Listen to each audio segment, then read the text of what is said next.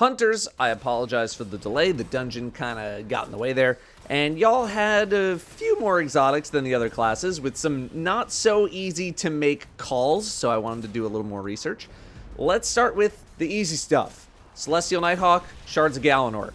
Celestial Nighthawk got one of the most basic forms of a buff possible, which is literally just number go up. Golden Gun damage, now increased by 25%, making it, I believe, better than Star Eater scales, and precision kills now give 1.5 to 4.5% super energy, depending on the enemy type killed. Essentially, this is now putting your super into hyper speed, and thus any builds that I'd want to make with Nighthawk going into the future will completely revolve around getting my super as many times as humanly possible. That's going to involve a lot of headshot kills, plus whatever other stuff I can get my hands on. This is one exotic recap that I can keep very, very brief. This buff immediately brings Nighthawk back to the upper tier for hunters. It is worth putting on, it is worth swapping to, it is worth using, it is worth building around. Instant delete button for champions, huge chunks of damage versus bosses, I love it. Shards of Galanor were given very similar treatment. Throwing knife kills now give 2.5 to 5% super energy depending on the enemy type killed, and they don't even need to be precision. In your day-to-day content, throwing a ton of knife trick knives with knock 'em down equipped is going to be the path forward, but this is not exactly a new build or anything. In fact, it's one of the most common. Throw on Ember of Torches, spam knives everywhere, not really a new concept. You just have a different exotic that you can build around now. And if you play it well, you're going to be throwing supers incredibly, incredibly often. Again, this is a very substantial buff, but the build concept is the same as Nighthawk. Spec to be able to do as many supers as humanly possible. Now we come to an exotic that isn't as straightforward. Ophidia's Spathe. Knife kills give you a stacking bonus to your knife damage, 30%, 60%, and then 100% bonus damage for 5 seconds. I mentioned this in, I think, the Titan video, but Ophidia works like how Worm God used to work, where you needed to keep killing to keep the chain rolling. Worm God got reworked to use a meter that steadily goes up and down instead of just losing everything that you have at once. But now we have a hunter exotic doing the exact same thing as what Worm God used to do and then got tweaked. I'm guessing the reason for this is because knives have range to them, and being able to keep a meter running is significantly easier to do with ranged attacks versus actually having to melee everything. I just found that kind of interesting, although something that I missed early on when I was first playing with this was the fact that you can dodge to refresh the timer of your stacks. Anyway, so naturally you're probably inclined to use weighted knife because OMG big damage crits, scaling super high, and for you more experienced hunters out there, people who play with knives a bit more than I do, sure, this is something you can do. You can throw on a 1-2 punch shotgun as well and hit some really insane numbers. But in day-to-day content, I think I preferred Knife Trick because it's not as punishing and because you're going to be killing a lot more junk tier enemies than you are big enemies. Weighted Knife is awesome when you can smash something for 200k like I smashed the effing like button, but Knife Trick just feels a bit more forgiving overall. Also, the amount of enemies that need to be hit for 6-digit damage, not really that many. But at the same time, do you really need 100% bonus damage to take out junk enemies with Knife Trick? Probably not. Again, at least in your average piece of content. However, Ophidia is a prime example of an exotic that results in a high pressure build.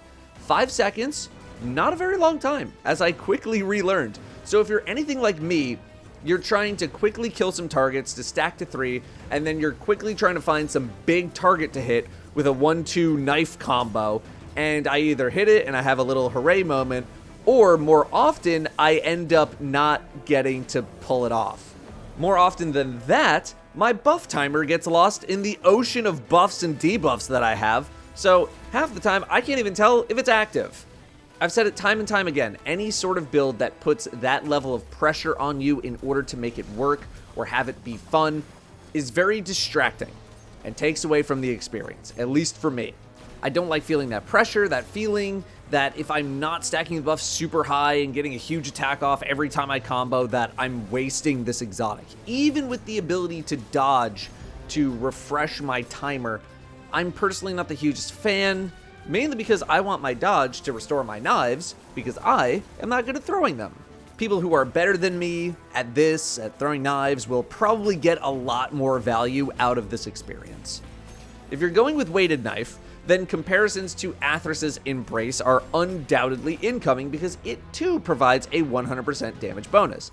It does not take that much to proc this strengthened knife. Small handful of precision hits is going to give you a very generous timer, and I feel like it flows better with weighted knife because weighted knife doesn't feel like an all-the-time melee attack. You want to use it more consciously, kind of like a special weapon, really. It's for select targets. Not to mention, it's good against Unstoppables as well, although that's more of a footnote.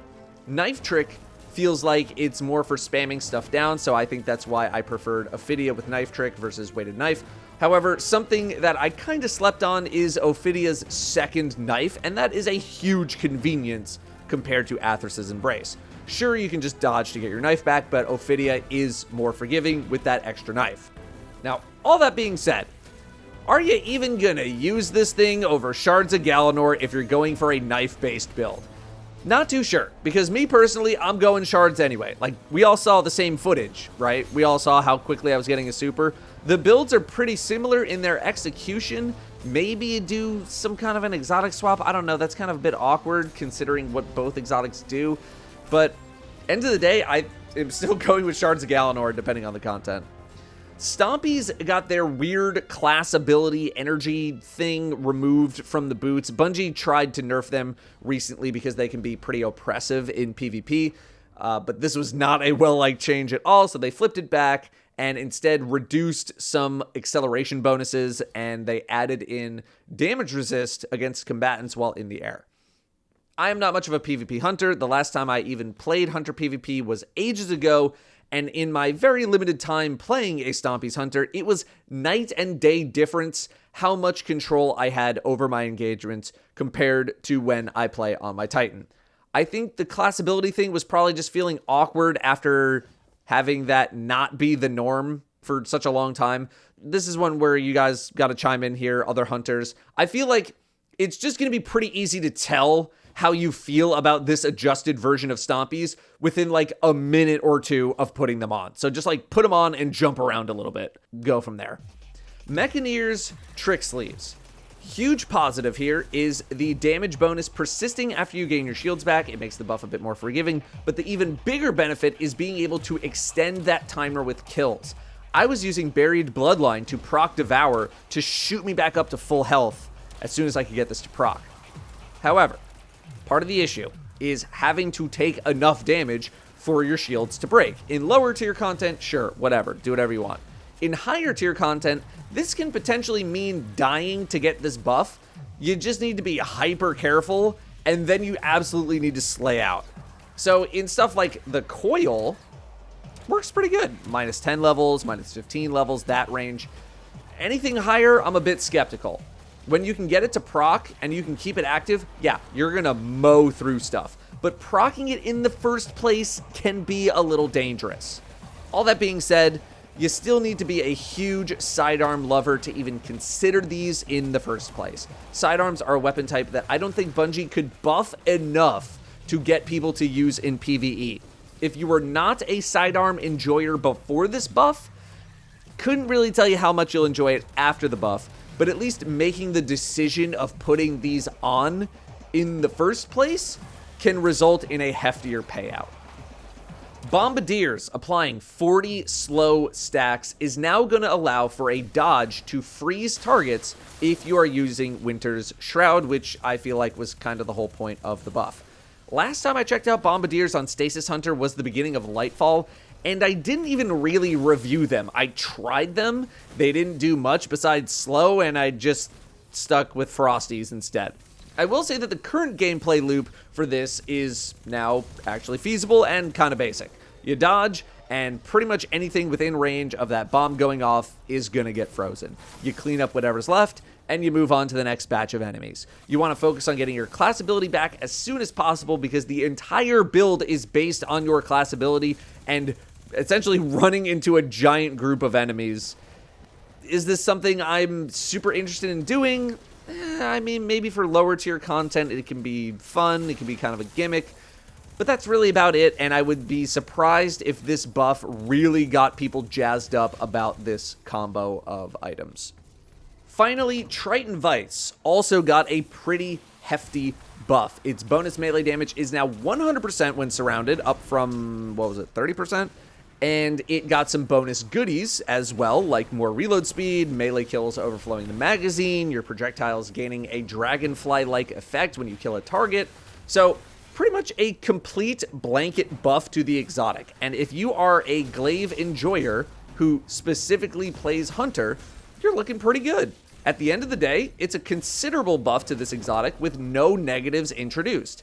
I'd like to dive into glaives in another video if I can make it work, but to get a little more specific here, Edge of Concurrence has been getting a good amount of attention. That's the Hunter exotic glaive, and after using it for a little bit, I can see why. I will say, though, that much like Meichan's Trick Sleeves, I long for some sort of lingering surrounded bonus for these gloves as well. It was very noticeable having that on-off switch be as strict as it is. Now, whether or not you have a class preference when it comes to your glaive experience, that's another story. For example, Titans also got an indirect glaive buff, with Syntheseps getting its damage increased to 100% with glaives as well. So things are going pretty well for Titans in the glaive department, and they arguably have better tools to be in the fray with a glaive, because they're Titans. I think that's a conversation for another day. For now, Triton Vice, considerably better than it used to be, and if you're doing glaive stuff, you're going to be putting these on, and you should give Edge of Concurrence a try while you're at it. Hunters, that is your exotic buff / adjustment vibe check. Let me know what kind of stuff you've been experimenting with in the comments. Thanks very much for watching. I'll see you next time.